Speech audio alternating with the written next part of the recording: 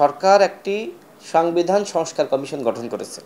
সংবিধান বাতিল করতে হবে বা নতুন করে সংবিধান তৈরি করতে হবে সেই কমিশন গঠন করে নাই।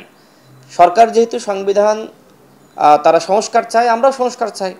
সরকার যদি বলতো যে আমরা সংবিধান বাতিল চাই, আমরা নতুন করে সংবিধান তৈরি করতে চাই, আপনাদের মতামত দেন, তখন আমাদের মতামত একরকম হতো। ইতিমধ্যে সরকারের মেয়াদ 6 মাস পার হয়ে গেছে এবং সরকার কিন্তু সংবিধান সংস্কারের লক্ষ্যে এগিয়ে যাচ্ছে। এখন যদি আপনি বলেন সংস্কার না, নতুন করে তৈরি, সংবিধান বাতিল, তাহলে তো সরকারের যে কার্যক্রম সেখানে বাধা সৃষ্টি হয়। এখন সরকারের এই মেয়াদকে লেন্দি করার জন্য নানান ধরনের বয়ান আসতেছে। আমার মনে হয় যে এই গণপরিষদ নির্বাচন সরকারকে অসহযোগিতা করার জন্যই নতুন এই বয়ান মাঠে ছেড়ে দেওয়া হয়েছে। সরকারকে যদি আপনি সহযোগিতা করতে চান, তাহলে সরকার সংস্কার কমিশন গঠন করেছে, সংবিধান সংস্কার কমিশন, সেখানে আপনার মতামত দেন। আমাদের একটি সংবিধান ছিল, এখন এই সংবিধানটিকে আপনি কি স্থগিত ঘোষণা করেছেন? করেননি। এবং আপনি দাবি করছেন, আপনি নিজেই তো এই সংবিধান মেনে আপনি উপদেষ্টা হয়েছিলেন, আপনি এখন পদত্যাগ করেছেন। তো আমার কথা হলো, যখন আপনি উপদেষ্টা হলেন এবং আপনাদের দুইজন এখনও পর্যন্ত উপদেষ্টা হিসেবে রয়েছে, তো তাদেরকে বলেন যে এই সংবিধান অবৈধ, আমরা এই সংবিধান মেনে আমরা শপথ নিয়ে ভুল করেছিলাম, আমরা পদত্যাগ করি। করতেছেন না তো। একদিকে আপনার প্রতিনিধি আপনি সরকারে রেখেছেন, অন্যদিকে একজন প্রতিনিধি পদত্যাগ করে তিনি এখন নতুন সংবিধানের কথা বলছেন, সংবিধান সভার কথা বলছেন বা গণপরিষদ নির্বাচনের কথা বলছেন। তো আমার কথা হলো যে যখন আপনি সরকারে ছিলেন তখন কেন আপনি গণপরিষদ নির্বাচনের কথা আমাদের সামনে হাজির করেননি? যখন জাতীয় সংলাপ অনুষ্ঠিত হয়েছে তখন তো আপনিও ছিলেন, উপদেষ্টা থাকাকালীন তো আপনি এই কথাগুলো বলেননি। এখন উপদেষ্টা পদ থেকে সরে আসার পরে আপনি নতুন নতুন দাবি করছেন। আমার মনে হয় যে আপনি আসলে হঠাৎ করে এই দাবি কেন করছেন সে বিষয়ে অবশ্যই আমাদের স্পষ্ট হওয়া দরকার। দেখেন, জনগণ কিন্তু এই যে ছাত্রদের উপরে আস্থা এবং বিশ্বাস রেখেছিল এবং তারা যখন সরকারে গিয়েছে তখন মানুষ কিন্তু বাহবা দিয়েছে। মানুষ মনে করেছিল যে আমরা তাদের কাছে আমানত দিয়েছি যে তারা রাষ্ট্র সংস্কার ও গণহত্যার বিচার করবে।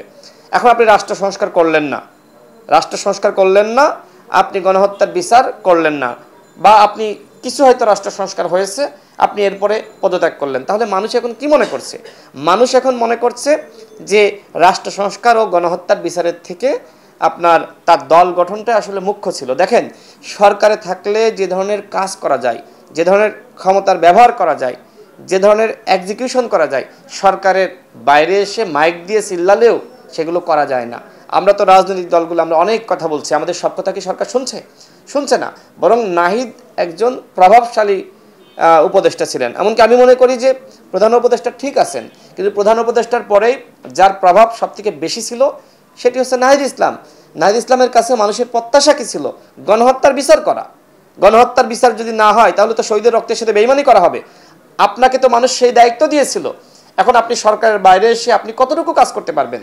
যদি আপনার কনফিডেন্স থাকে যে আপনি সরকারের বাইরে থেকে সরকারকে দিয়ে কাজ করাতে পারবেন, সেটি ভিন্ন কথা, কিন্তু সেটি তো আসলে সম্ভবপর নয়।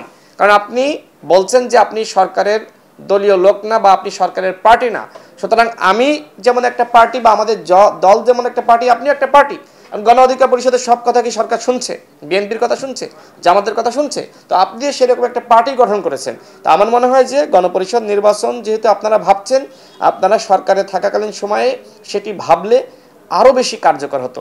এই মুহূর্তে যেহেতু সরকারের বাইরে চলে এসেছেন, আমার মনে হয় অনেক কিছু আসলে এক্সিকিউশন করা কঠিন হবে। দেখেন, তারা কখনো ঘোষণাপত্রের কথা বলেছে, কখনো শহীদ মিনারে এই অন্তর্বর্তীকালীন সরকার বিলুপ্ত করে শহীদ মিনারে শপথ নিতে চেয়েছেন, একটিও কি বাস্তবায়িত হয়েছে?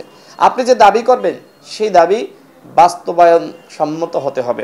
আমার মনে হয় যে তাদের এই দাবি এই মুহূর্তে আসলে বাস্তবায়ন করতে হলে এই যে সংস্কার কমিশন গঠিত হয়েছে, এই সংস্কার কমিশন বাতিল করে নতুন করে সংস্কার কমিশন গঠন করতে হবে। এবং সরকার কি সেটি মানবে না তো। সুতরাং এই দাবি আমি মনে করি এই মুহূর্তে আসলে সরকারের কাছে গ্রহণযোগ্য না। আর সরকার যদি এখন এই দাবিকে গ্রহণযোগ্য মনে করে, তাহলে এই সংস্কার কমিশনগুলো বাতিল করে নতুন করে সংবিধান তৈরি করার জন্য একটি কমিশন গঠন করতে হবে। সেটি কি এই মুহূর্তে সম্ভব?